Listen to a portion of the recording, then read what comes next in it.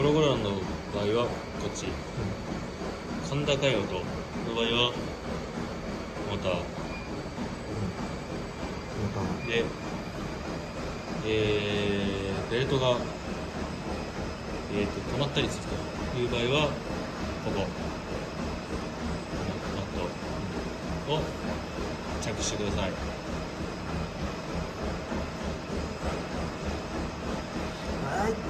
ここがこいつのナットを締め、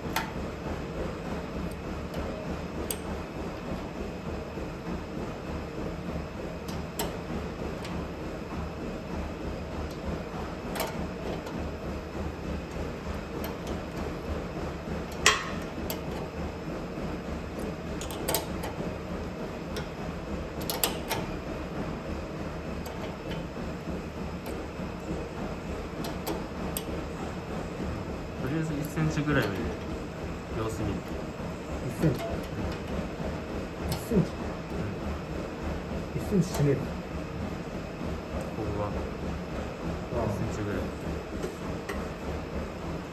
いで様子見ていいと思う。